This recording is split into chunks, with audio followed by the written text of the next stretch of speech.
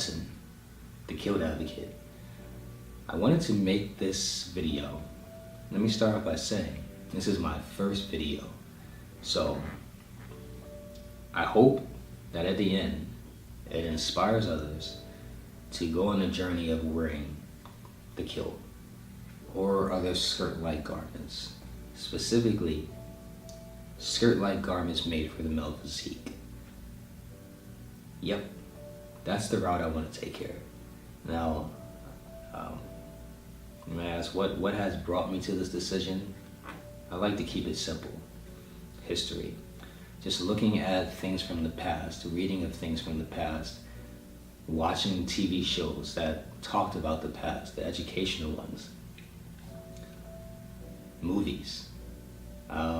We see what people would wear back in the day. In fact, you have my words, but I have some visuals for you, and I'm trying to make everything quick. Words and visuals to try to get you on the same level that I am, the same mindset, to kind of think to yourself, wow, it's frowned upon.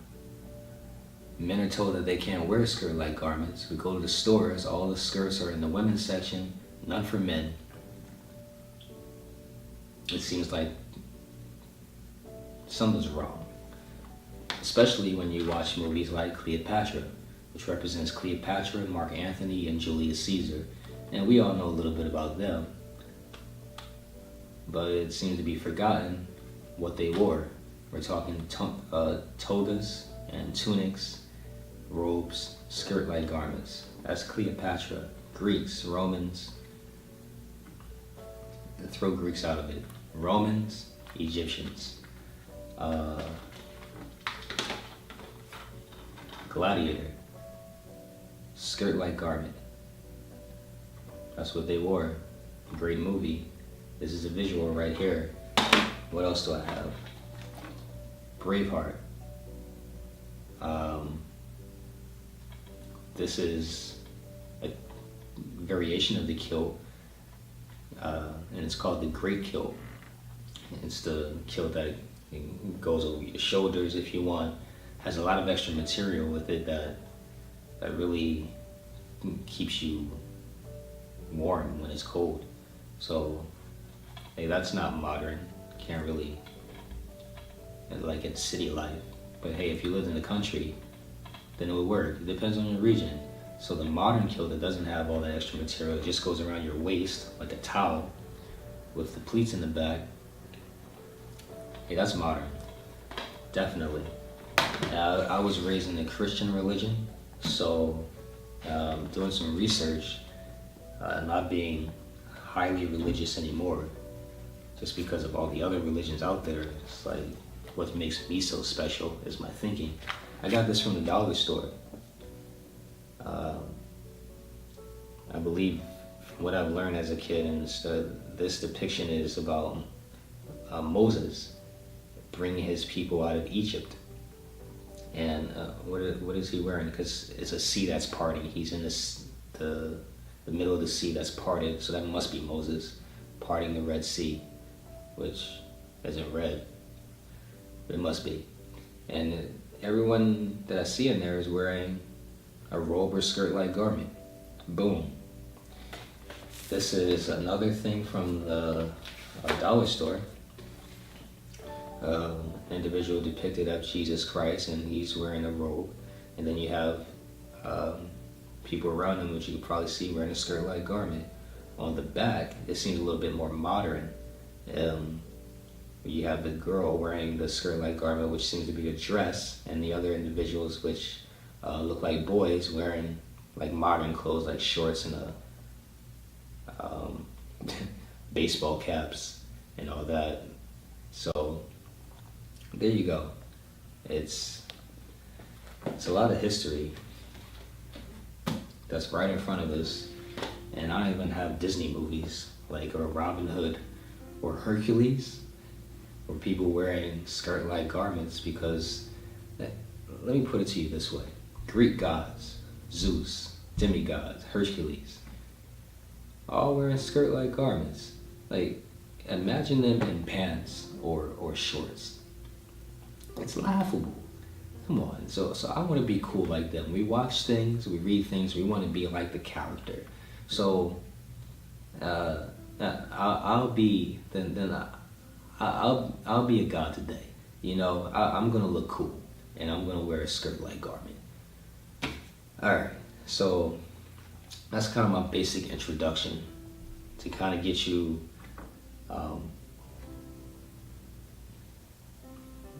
kind of let you know what brought me to this mindset and this thinking. It's years and years of just having this information at my grasp, and then being an adult and able to make my own rules. And more specifically, it's not illegal by state law, not illegal by federal law, not illegal, just frowned upon by the majority. Now it happens that I'm a better writer than I am a speaker. So I wrote a few things so you can get like the full, in-depth, passionate words that I have to share. And hopefully you enjoy. So let's get started. If I can inspire someone out there to start researching and wearing the kilt, or inspire you to be like, wow, there's a kilt that I'm affiliated with and I didn't know, then I'm happy to do it. Because nobody told me. I didn't grow up in an area where they sold skirt-like garments or kilts at the store. Nobody told me, no family members. I didn't learn it in school.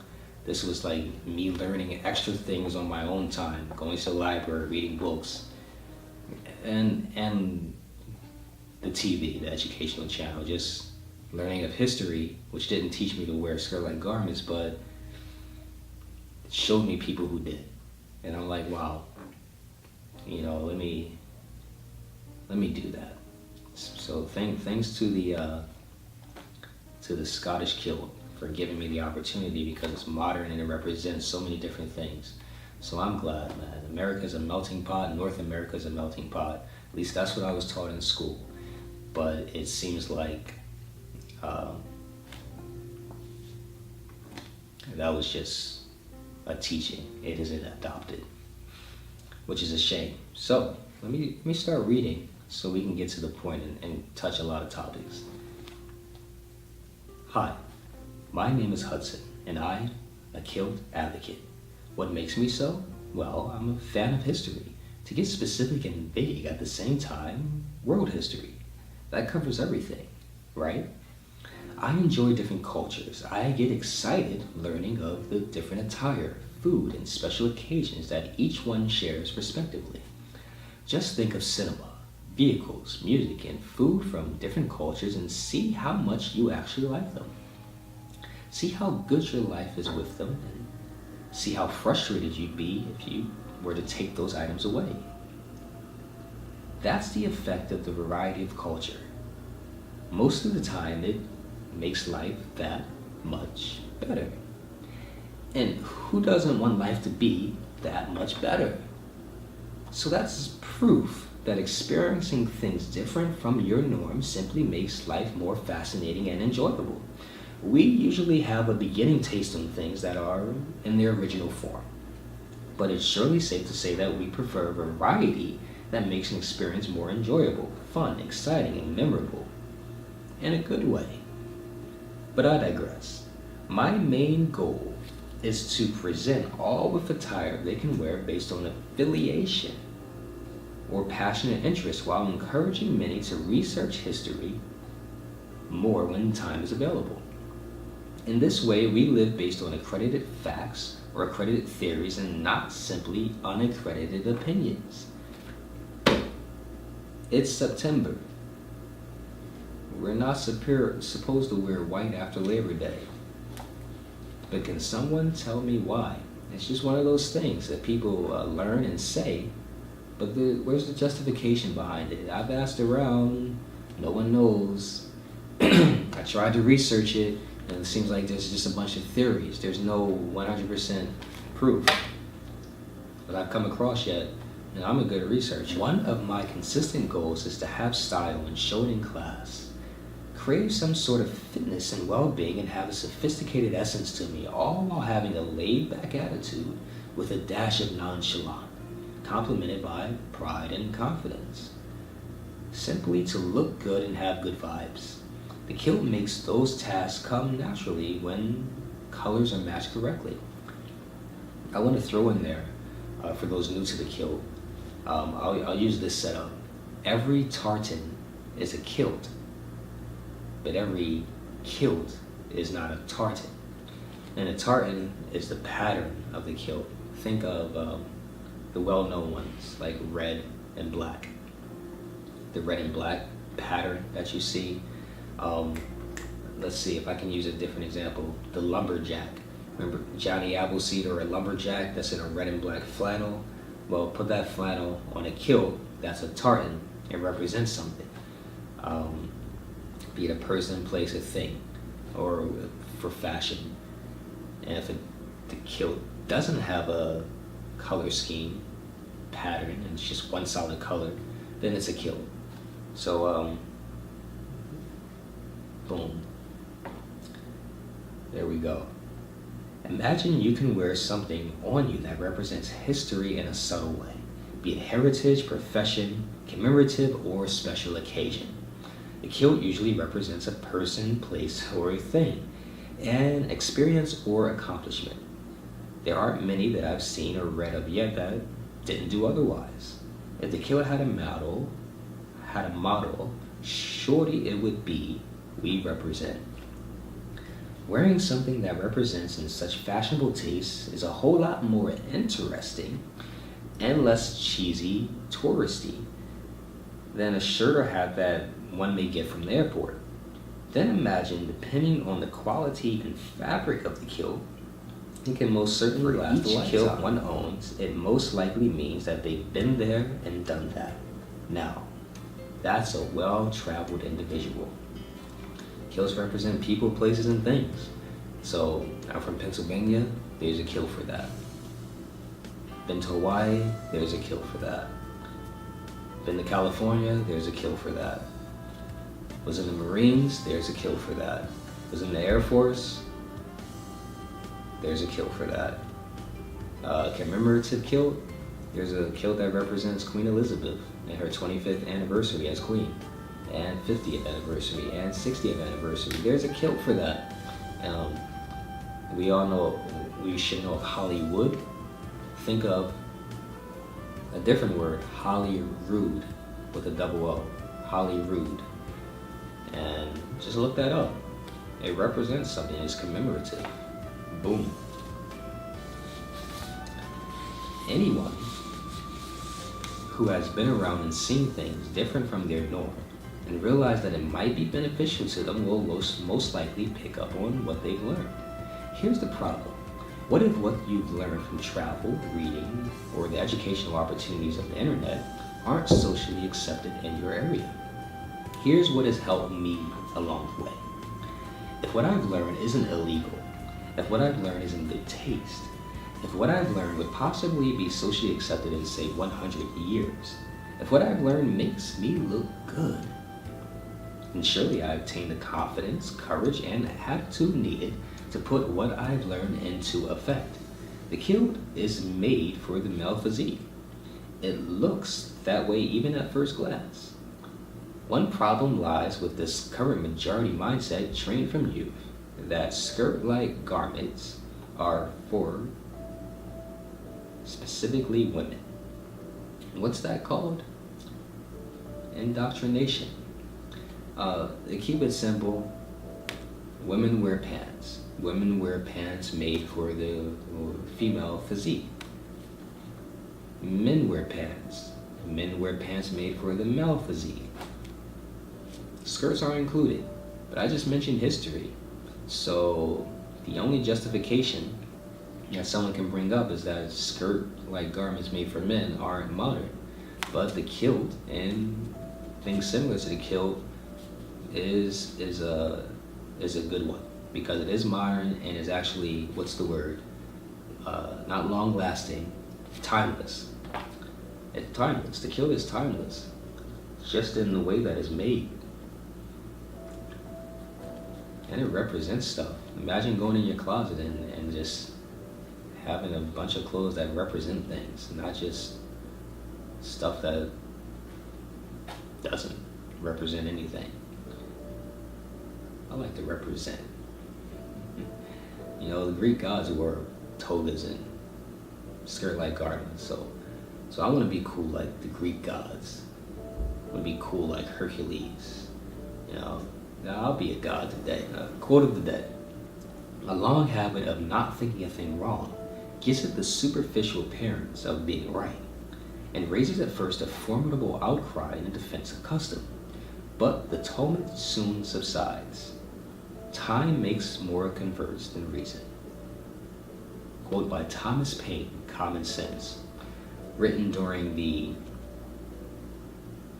fight for independence of early North America, the colonies. Yeah, indeed, that's such a fascinating quote in itself.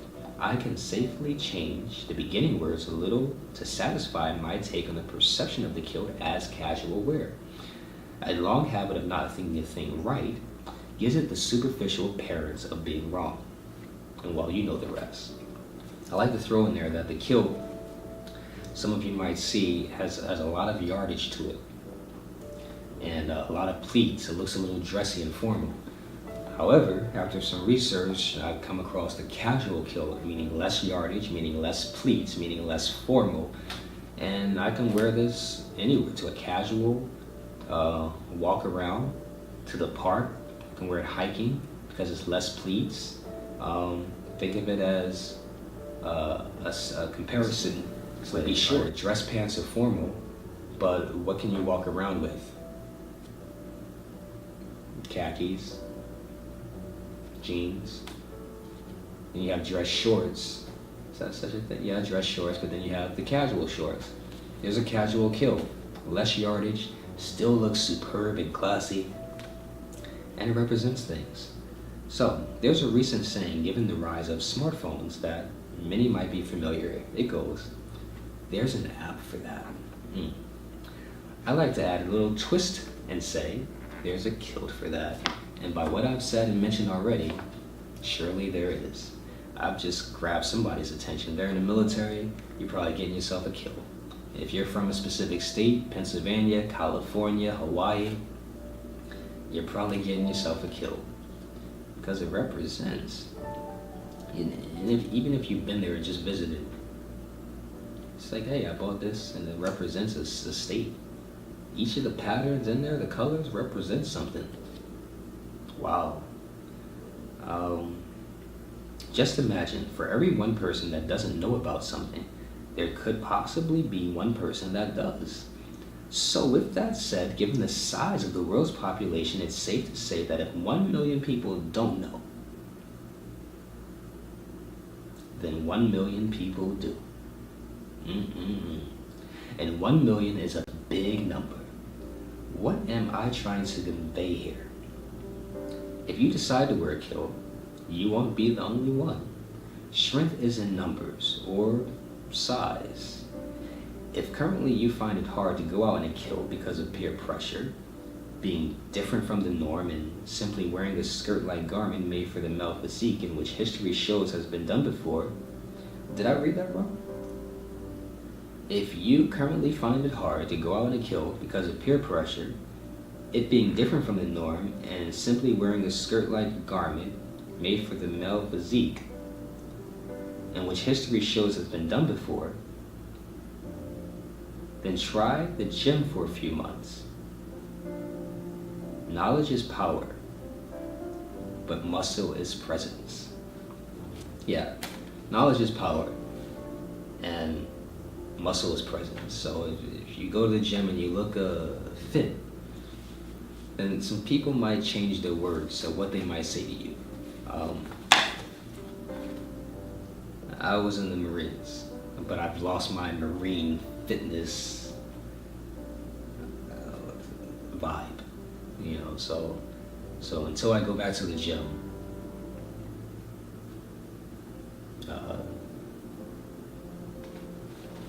some people might say some things to me still when I'm not wearing my Marine shirt, because that means respect. I'll at least get some form of respect than if I was just wearing a blank shirt with a kilt. You know, so just by wearing this, being affiliated with something that's respected as the Marines, I get respect. A little about me. What gives me the attitude needed to walk outside almost daily as a casual kilt wearer in an environment where doing so either, 1, doesn't have a majority liking to it and the majority finds it weird, 2, gets borderline disrespectful stares, 3, just wrong based on religious views or upbringing, 4, excessive questions one normally wouldn't be used to. But I just went over stuff by showing you the books from the dollar store about religious figures that wore skirt-like garments. So there you go. Where's the debate on that, other than it just not being modern? Disrespectful stares. It's a lot to go through. You're just gonna have to. Hey, I've learned that people say stuff and stare, but until what's that phrase? Not a phrase, but there's a saying: "Sticks and stones break my bones, but words will never hurt me." Words do hurt, but you kind of get the point. Like, if someone wants to try and hurt me, hey, I'm a fan of I talk less, and I'm waiting, because I can get Hawk status real fast. And I'll destroy. Like, seriously, it's like destroy. It's just the way it is. There's a positive side. You get marvelous compliments. Great conversation from those who might have been wearing the kilt longer and want to generally chat. Learning of a new universal kilt that you may be able to wear based on profession or a commemorative one, or where you're from. And I covered a few of those in my previous words. A universal kilt is something that would fall under something anyone can wear, like California. If you've been there, Hawaii, if you've been there, you don't have to be of Scottish descent or Irish descent. And if you do a little bit more research, there are people who wear kilts in Canada and Australia. Oh, why? Because people travel, they migrate, then they end up in a place. You stay there, a certain number of years, you're basically from that place. That's just the way it is. So, all these interactions you may get in fewer than 8 hours. Like all of those things that I just mentioned, you'll get in 8 hours or less. Maybe. Wow, what an eventful day. You get your pros, you get your cons, you get your positive, you get your negative, and people are people. But you go through all this. It's like we all they're open to the same knowledge, especially like in North America, one would think the same knowledge, especially with the internet today. But people learn what they're forced to learn, and people learn what they want to learn. And I just want to learn everything, especially with food. Come on. Don't even send me down a food route. Let me go down that route. You might know of red velvet cake. All right. Look up tres leche or tres leche. You think you like red velvet? Yeah, you're going to learn today. So I gave 7 things. 7's a good place to stop. But I digress. What gives me the attitude and composure needed to withstand the attention daily and maintain limited to no stress? I'm not sure exactly. Let me take a few accredited guesses. 1. As a past profession, I've been in the military. That's a good amount of years in the active duty lifestyle, and sometime in the reserves. I've experienced exceedingly high expectations daily, consistent, limited free time, and sometimes horrible food compared to the good stuff I was used to. Add to that the deployment mission and not knowing if you'd come back, and that built character. You know, it kind of makes you like, it's like I can do whatever I want to do now within reason if you've been through something like that. Like, 2, a very religious upbringing for the majority of my youth that involved censorship of mostly any television, music, video games, books, and people that weren't religious, and more specifically in my specific religion. Imagine being raised like that, and through adolescence and adulthood, you're realizing that, wow, I've been missing out on a lot of good stuff. That from my normal perspective seemed, a lot of good stuff that from my normal perspective seemed right. Well, once I had the audacity to leave home, I was out of there. Talk about issues. So that built courage. Like, I'd go to school. I'm not allowed to talk to people who are a different religion, or they can't be my friends. At least my mother lived in a single family household.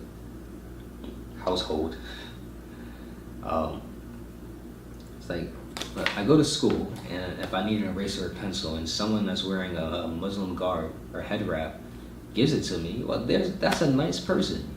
I just made a friend. And you know what? If they ever need a pencil or eraser, I'm going to give it to them.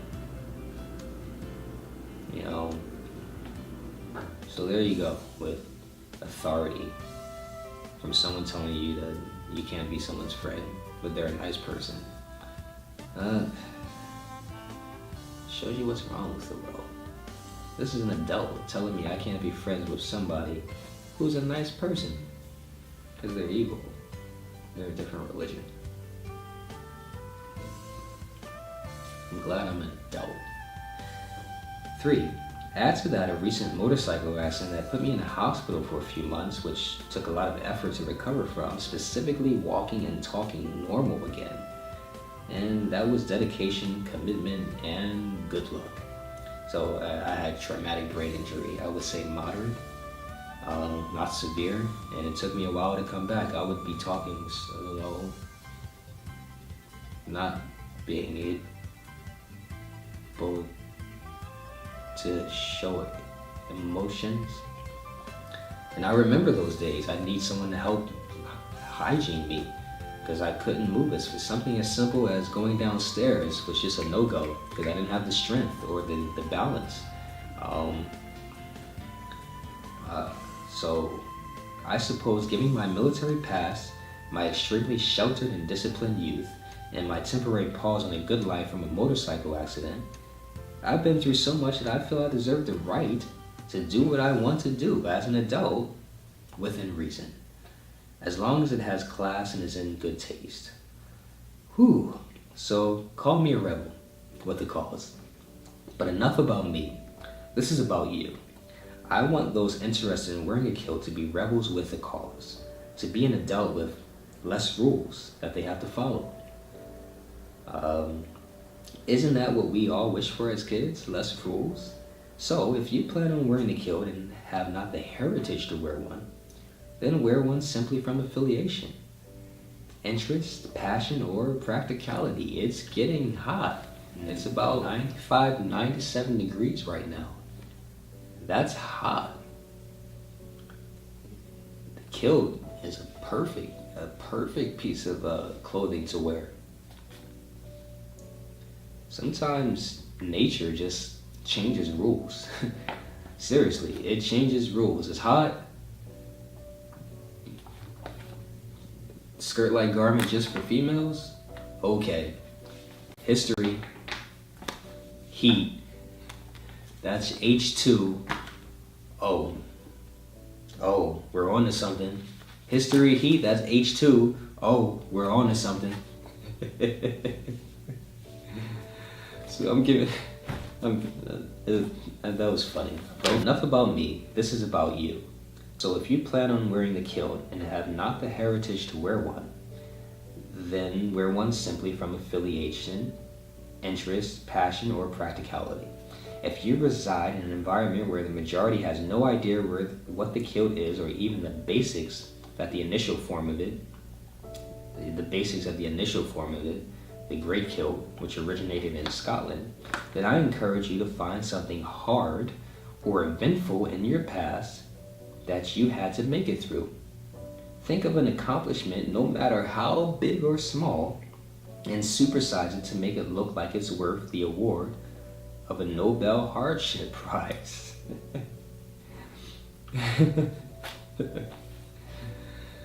Look,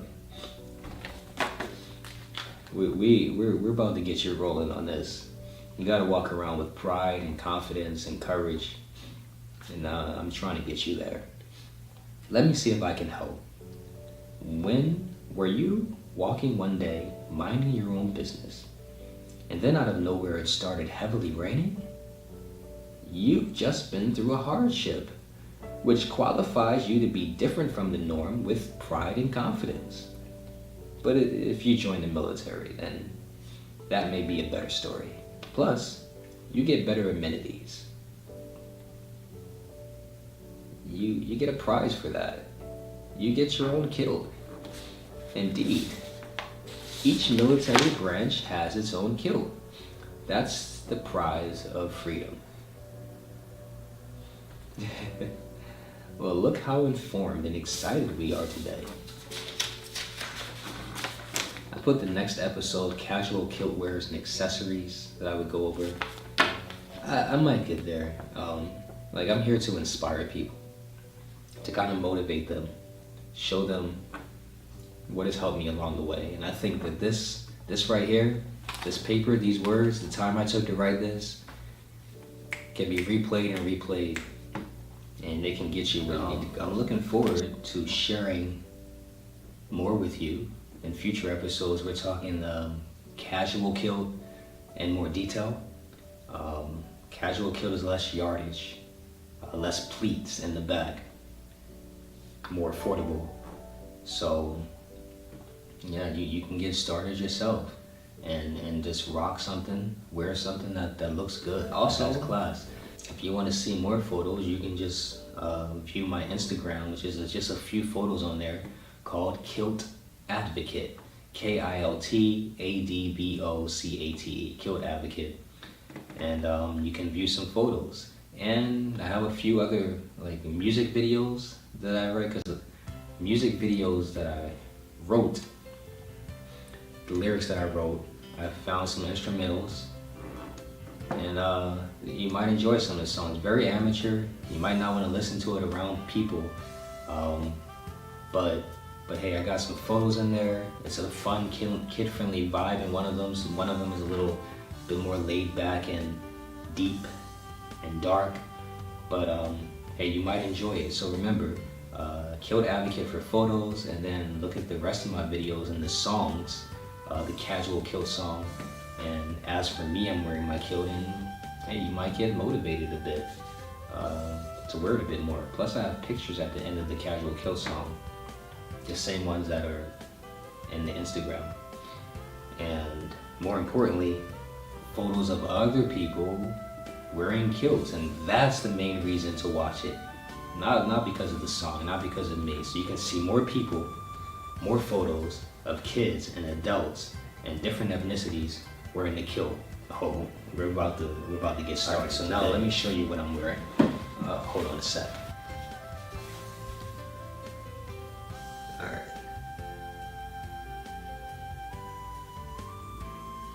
So this is my kilt. I have kilt buckle. I have my kilt with extra accessory of these loops. The kilt buckle, which connects the kilt belt, and the buckle, which connects here in the front. I wear it with a kilt pin,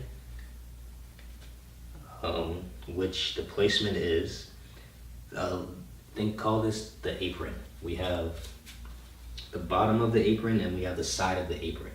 And the kilt pin would be 2 inches going up from the bottom of the apron.